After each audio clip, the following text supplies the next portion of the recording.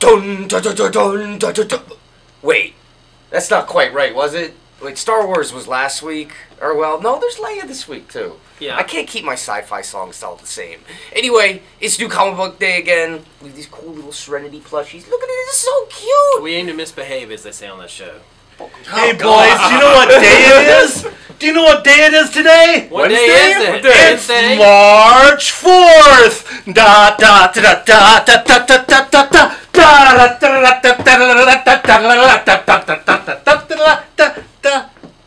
da.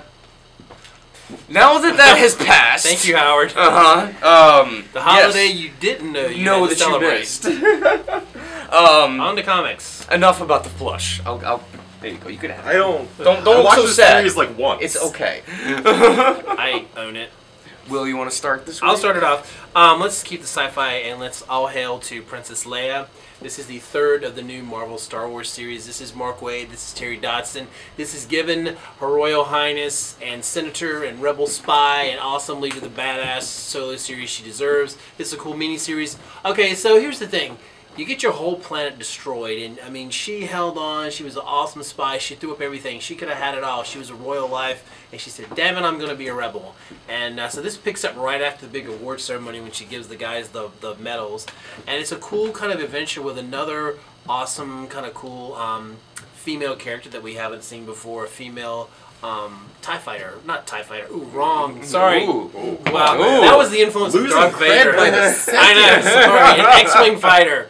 Gosh, sorry about that. The Empire just kind of got into me there. No, your Star Wars. But anyway, Empire, this is a great, awesome, really cool to see Princess Leia get her due in her own series by the amazing Mark Waid and Terry Dodson. So that's my first pick of the week. Alright, and my first pick for you, jumping from sci-fi over to the realm of fantasy here, with the first trade collection of Birthright from Image Comics. This is written by Joshua Williamson and drawn by, I think, Andre Bresson? Yeah, I want to say Luc Besson, but no, this is Andre Bresson, who I first noticed teaming up with Aaron Kuder, drawing Green Lantern New Guardians. Not Guardians, New Lanterns, nothing like that. Not one of the thousands of Guardians books. No. But Green Lantern.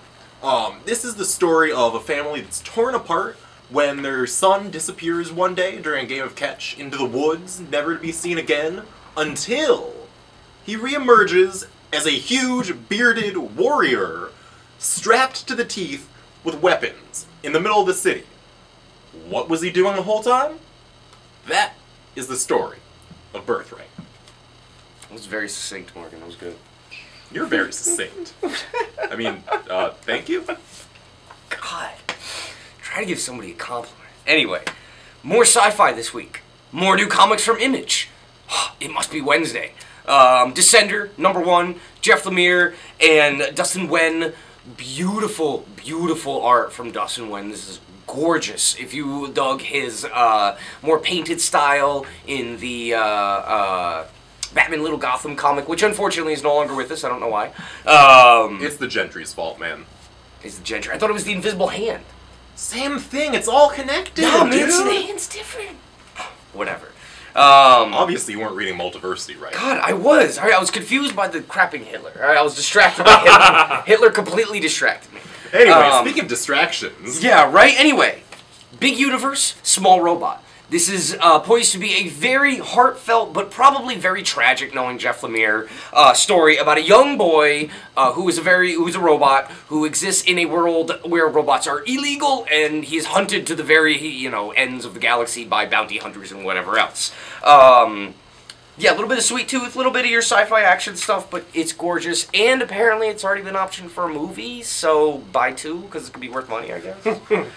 Let's keep the Lemire love going. This is his Marvel debut. He is taking on Hawkeye, an all-new Hawkeye with Ramon Perez. Once again, this kind of picks up from the Fraction and Aja series. Which still not done. Which still isn't done, but we can't wait. Because Hawkeye deserves the love. But this is once again Clint Barton and Kate Bishop kicking some Hydra ass and an enemy from his past. Plus there's some really beautiful kind of flashbacks to Clint and Barney back in the Midwest. So I'm really excited about this. Happy to see Hawkeye's solo series continuing, and welcome Lemire to the Marvel Universe. Alright, and another Marvel Universe, this is more of a soft relaunch than it is a hard one. We've got SpiderWoman #5, featuring the new, as Rich Johnson has coined, Batgirling of Spider-Woman. She is in a new location, she has quit her team, and she has a new costume. It's basically just a leather jacket. But This it looks is a great. thing now? Oh yeah, it's a thing, man. That's the thing. DC's June stuff? Come on. But this sees the team of Dennis Hopeless and Mr. Javier Rodriguez, who is replacing He Who Must Not Be Named on art duties. Can't believe he Javier lasted that Rodriguez, honestly, is one of the most underrated artists at Marvel these days. Basically, by virtue of being a colorist that's not Jordi Belair or Dave Stewart, he's entirely unnoticed. Right. But he was working on Daredevil with Mark Waid the entire time. He drew and colored the recent Axis Hobgoblin miniseries. And this is him just, like, going crazy with his craft. Like, there's some scenes that the way they're colored and rendered and everything, like, it makes me almost want to cry. This is really, really beautiful comics right here. And for Daredevil fans, Ben Urich is going to be part of our supporting cast. Oh, yeah? Yes. And he's still alive? That's awesome. And there's actually a really interesting mystery going on here with supervillains' loved ones being kidnapped and these really creepy, like, robot things with a really interesting twist as to their workings. Nothing against Silk and Spider-Gwen, but I love Jessica Drew. I've always loved Jessica Drew, and I'm glad that Marvel's, given her some new blood and new look and new attitude and some, obviously some great talent on this. Yeah, definitely. Bam! To you. Oh! New from Dark Horse this week, Neverboy #1 by Sean Simon and Tyler Jenkins. Sean Simon was the co-writer on the True Lives of the Fabulous Killjoys, the amazingly nice looking Becky Cloonan book that Gerard Way wrote towards the end of last year, and art by Peter Panzerfaust, Tyler Jenkins. Clearly he spent all that animated movie money already, I guess, or whatever he got for Peter Panzerfaust. But the idea is that main character is a imaginary friend who could stay in our world for as long as he is medicated. For most people, when the drugs wear off, that's when reality comes crashing back. But for him, he's actually trying to live in the reality, and the loss of drugs, kind of detaches him and detethers him from our reality. So yeah, quite poppy art, dark, kind of gritty. But yeah, if you're looking for some more kind of strange weirdness, drug-induced nonsense, Neverboy. You may have heard of a little team called Guardians of the Galaxy, and once upon a time, they suddenly burst and had the biggest movie in the world. They had a gazillion new comic books, and here's one more. But here's the thing, two old school things here. I used to love Marvel Team Up. It was Spider-Man and a guest star, and then they had Marvel 2-in-1 with the Thing and a guest star.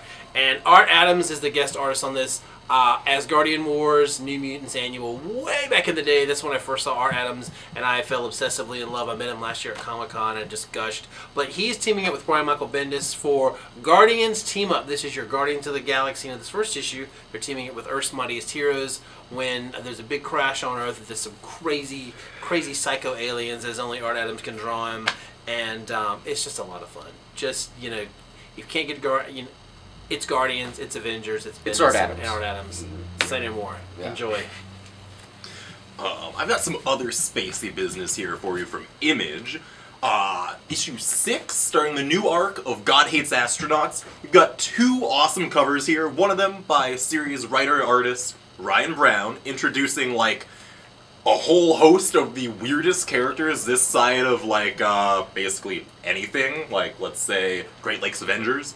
We've got the Moon Goose, Homeless Hippo, Super Soka, Headless Horseman, who's like a horseman with no head, Deja Booze, and also a whole bunch of other people, and Louis C.K. down the corner. Because, why not have Louis C.K. in your comic? And they're actually in the comic, right? Yeah, yeah, totally. And also there's a cover by Tradd Moore, who, I think we've talked about Tradd Moore before, but he's kind of the greatest artist living right now. Sorry everyone else ever, Art Adams, whoever you want to name. Look at these guns. Honestly. No, look at the pouches. And the pouches, and this weird, like, robo-codpiece thing she's got, like... come on. Yeah. Come on. New Strode next month, guys.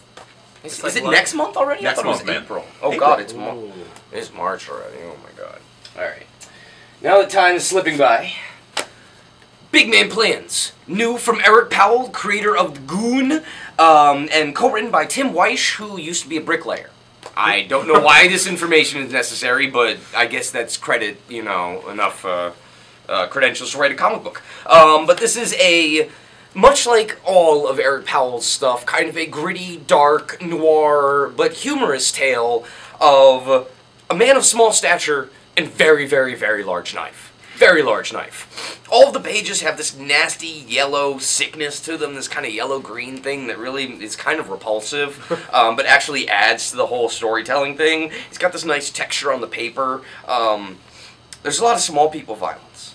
A lot. So if that's your thing and you need more of that in your life, Eric Powell's man give it to you. Awesome. X-Men 25 this week. Speaking of Psylocke's got her katana blade and she's not afraid to use it. This is by Seattle's very own G. Willow Wilson. She's doing an incredible arc of the all-female X-Men team. It started with this weird kind of... it's one of those things where the X-Men are fighting nature itself, this weird natural phenomenon, but underneath they find these weird, crazy cave people. And here's the thing. There's been all these like conspiracy theories about they're going to replace the X-Men with the Inhumans and da-da-da. They're not getting rid of the X-Men. But there is kind of a weird tie-in to the Inhumans in here, that maybe they're sowing the seed for a bigger story, maybe a bigger crossover with mutants and Inhumans. But once again, congratulations to Seattle's very own G. Willow Wilson on a incredible and cool kind of X-Men versus the Earth with all their kind of crazy stuff involved. X-Men. So here's to you, and on to you. Alright, my last pick here is a little more low-key. This is the debut of a new 6-issue miniseries by Warren Ellis and Colton Worley with Dynamite, Project Superpowers Black Cross. Taking Alex Ross and Jim Krueger's sort of reintroduction of all these old public domain Golden Age superheroes, which was really... when that came out, it was a big thing. Like, they were like, we got like 6 different titles going on. Oh my We God, got there 6 was more so titles much. after those. Like, introducing or reintroducing about like 40 different characters at it least. was a lot. This is kind of going in the exact opposite direction. Warren Ellis is taking you to the Pacific Northwest to the town of Black Cross, where Glad we don't live there. a few people are found murdered in mysterious ways, which are somehow linked to these Golden Age characters like the American Spirit, the Green Llama, the Black Terror, and Lady Satan. So, if you like Twin Peaks, if you're interested in weird, wonky Golden Age stuff, and, you know, if you have ever read a Warren Ellis comic before in your life, definitely take a look at this. We've got a whole selection of alternate covers by Jay Lee, Tula Lotay, Declan Shalvey, basically anyone that Warren Ellis is currently working with. Right. Speaking of Warren Ellis this week, the last issue of him and Tula Lotay's brilliant reimagining of Rob Liefeld's Supreme drops today as well.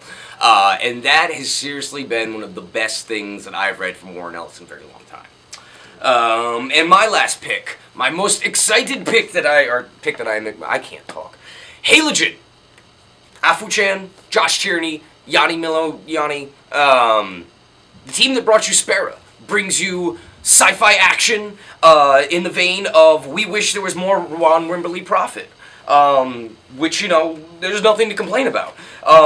This young girl who is basically fields a complaint from City Ship Q, where there is a strange distress signal coming from and dead bodies, and it may be the only mission that she is not able to immediately defeat and decipher. But this looks really great. The art is really fun and energetic. The colors are really nice. It definitely looks to be a very fun book. 4-issue mini from Boom. And just a quick, for those of you who've been following Batman Eternal, it's wrapping up. This month begins the final 5 issues of the big year-long story. We're going to find out who the big mystery villain is behind the big Batman conspiracy before Convergence comes over, and who knows what happens next. Wipes it all clean! So, march on down for March 4th. That's right. We're going to join Howard now marching, but march on down to Xanadu and come get some great new comics. You guys can march.